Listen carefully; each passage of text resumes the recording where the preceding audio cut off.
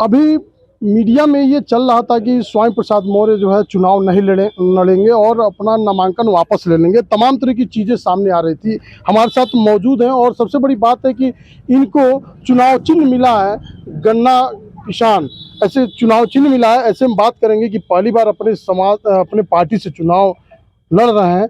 ये कहा जा रहा था कि आप चुनाव नहीं लड़ेंगे, क्या था ये पूरी बात? भारतीय जनता पार्टी झूठ की खेती करती है और झूठ और अफवाह फैला करके ये अपनी हर गलत बात को मनवाने की कोशिश करते हैं। स्वामी प्रसाद मौर्य के नाम से भाजपा इतना भयभीत है कि लगातार इस प्रकार का दुष्प्रचार वो कर रही है।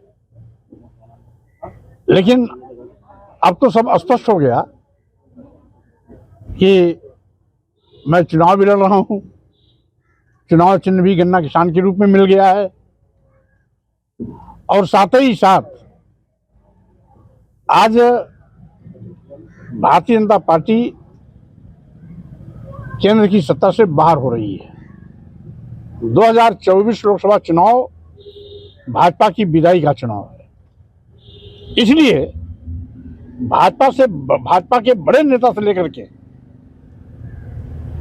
निचले पायदान तक के नेता कार्यकर्ता सब बौखलाए हुए हैं। बौखलाहट में अनाप शनाप की बयानबाजी करना इनकी आदत में शुमार हो गया है।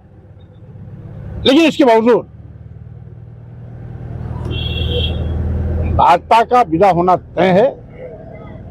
ये कितना भी दुष्प्रचार करें, कितना भी झूठ का सहारा लें, कितना भी अफवाह उड़ावें और कितनी ही तरह तरह की अफवाहें पैदा क्यों न करें, अब इनकी ना कोई चाल चलेगी ना दाल गलेगी। भाजपा की विदाई होना ही होना है और उसकी शुरुआत कुशीनगर से होगी। सबसे पहले कुशीनगर के सांसद की विदाई होगी और उसके बाद केंद्र से भाजपा सरकार की विदाई होगी। तो क्या लड़के आपके चुनाव नहीं, वो तो पर्चा वापस ले ही लिया है तो चुनाव लड़ने का उचित कहाँ से? जो पर्चा वापस लिया, क्योंकि क्या वजह रहेगी वो भी सावधानी के तौर पर, क्योंकि भाजपा हर कुकर्म करती है। यह पर्चा खारिज भी करवा सकती थी, सत्ता का दबाव भी बना सकती थी, तो प्रस्तावक को भी उठा सकती थी, पर्चा खारिज भी करा सकती थी, कोई ना कोई उसमें लफड़ा लगा सकते थे। तो सावधानी के लिए उत्कृष्ट मौर्य अशोक ने भी पर्चा दाखिल कर दिया था।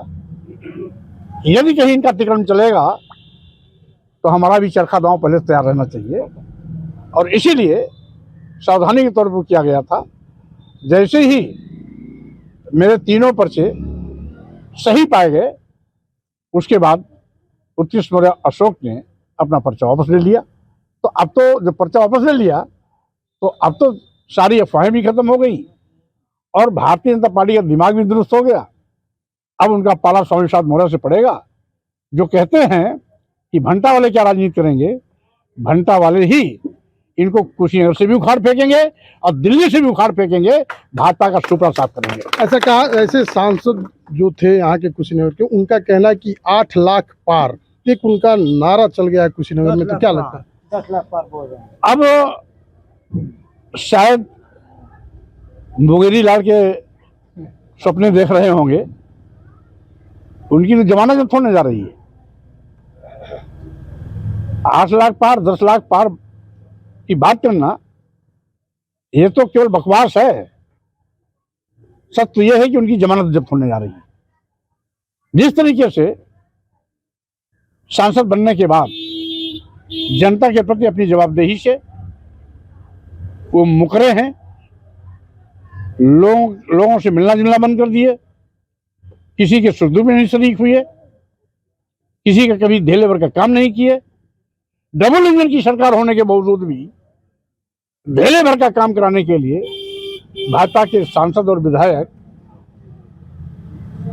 नाकाबिल साबित हुए और जिसका जनाक्रोश का खामियाजा इनको भोगना पड़ेगा।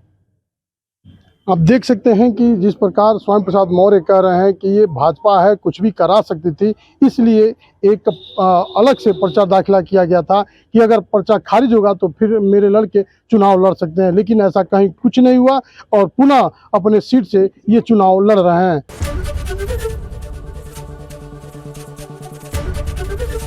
एबीपी गंगा, खबर आपकी, जुबान आपकी।